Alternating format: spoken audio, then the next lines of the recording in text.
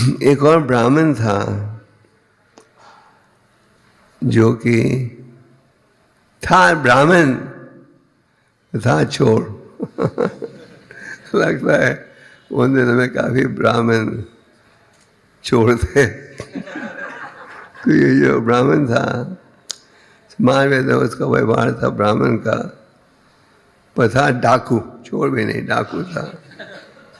तो नित्यानंद भगवान तो अवधूत थे और वो अपने आप को, उनका शरीर जो था पूरा सजा हुआ था गहनों के साथ।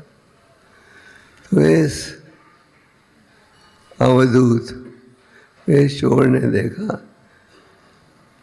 इतने महंगे गहने ये अवधूत खाना पहन रहा है, तो उसने अपने साथियों को बुलाया, देखो छोटी छोटी चोरी के दिन समाप्त हो जाएंगे जल्द। ये अवधूत के शरीर में इतने महंगे गहने हैं कि अगर हम किसी प्रकार से चोरी कर लें इन गहनों को तो हम सब रिटायर हो सकते हैं चोरी के धंधे से। छोटी छोटी चोरी करने की आवश्यकता नहीं रहेगी। तो सब चोरों ने कहा ये तो अच्छा इरादा है, और उन्होंने ये चर्चा की, अच्छा अवधूत की चूड़ियाँ मैं लूँगा, हार मैं लूँगा। तो उन्होंने इस प्रकार की योजना बना ली कि क्या किसको मिलेगा। तो ये जो ब्राह्मण था इनका गुरु, वो नित्यानंद के साथ घूम रहा था कई दिन, उनके आचरण को देखने के लिए, क्या करता है कैसे। जैसे चोर भी जब चोरी करने आते हैं पहले स्टडी करते हैं कब सांप घर के बाहर जाएंगे, होगा जब ढाका हुआ है। तो चोर ने कहा चलो फिर आज रात को हम जाएंगे। भगवान नित्यानंद रह रहे थे एक धनी व्यक्ति के घर में जिसका नाम था हड़ाई। तो चोर तैयार थे डाका मारने के लिए, तो उनका भाव था नित्यानंद सो जाए, जब अंधेरा होगा जब हम जाएंगे। तो उन्होंने अपने एक साथी को भेजा, देख कर आओ अवधूत क्या कर रहा है। वो देख कर आया, उसने कहा अभी वो भोजन खा रहे हैं और उसके बाद सोने जाएंगे। तो जो चोर थे वो घर से थोड़ी दूरी पर बैठकर देख रहे थे कब घर की बत्ती बुझेगी हम जाएंगे। पर वो सब देख रहे थे ध्यान से, सबको नींद आ गई। हाँ, प्रभु नित्यानंद की कृपा से सब नींद आ गई और चोरी करने की वजह सब सो गए। फिर सुबह के समय जब उन्होंने चिड़ियों की आवाज़ सुनी की तो सब उड़े, ओह हमें तो कल रात को डाका मारना था, सबको नींद कैसे आ गई। तो सब एक दूसरे को दोष देने लगे, तुम पहले सो गए थे तो फिर हम सो। सब झगड़ा करने लगे। तो चोरों के नेता ने कहा अच्छा झगड़ा करने की जरूरत नहीं है, हमने दुर्गा जी की पूजा ठीक नहीं की थी, दुर्गा जी की पूजा करके जाएंगे फिर हमें सफलता मिलेगी।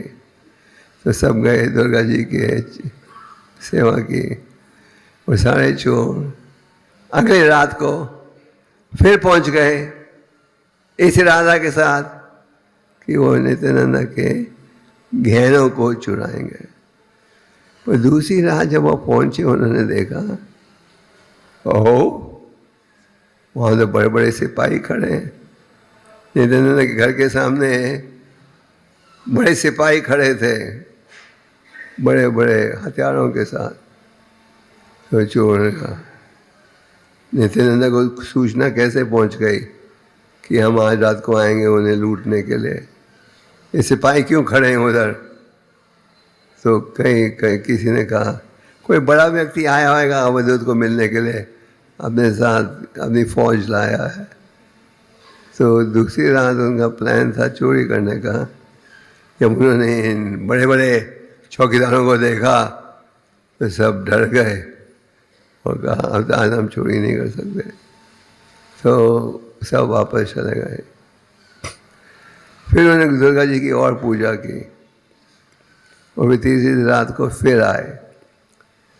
तीसरी रात को जब चोरी करने आए तो इतनी तेजी के साथ आंधी तूफान आ रहा था कि ये सारे चोर अंधे बन गए।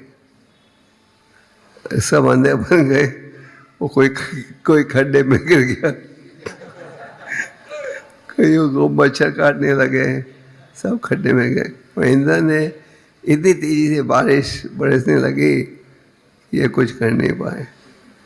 जब तीसरी रात में इनकी योजना असफल रही तो चोरों का जो ब्राह्मण था गुरु, उसे समझ आ गई ये नित्यानंदा कोई साधारण व्यक्ति नहीं है, इसके बाद जरूर कोई दिव्य शक्ति है जिसके कारण 3 रात हमारी योजना सफल नहीं हो।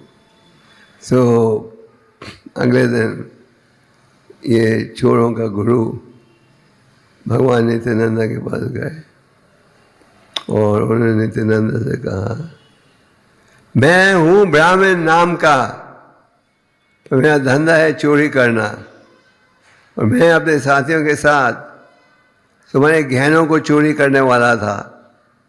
पहली रात जब हम गए चोरी करने के लिए हमने आपके डाका मारना था, हमें नींद आ गई। दूसरी रात जब हम गए आपके घर में चोरी करने के लिए तो हमें बड़े बड़े सिपाही दिखे जिन्हें देखकर हम डर गए। और तीसरी रात जब हम गए चोरी करने के लिए तो इतनी तेजी से आंधी आई कि हम सब अंधे बन गए।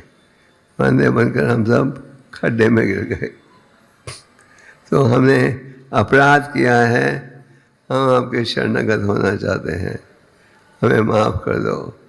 तो जब उन्होंने माफ़ी मांगी नित्यानंद ने कहा मैं तुम्हारे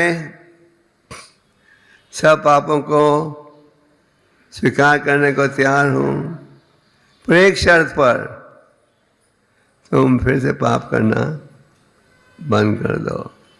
तो फिर सब चोर क्या बन गए? क्या बन गए? सब भक्त बन गए। भगवान नित्यानंदा बड़े दयालु हैं और उनकी कृपा से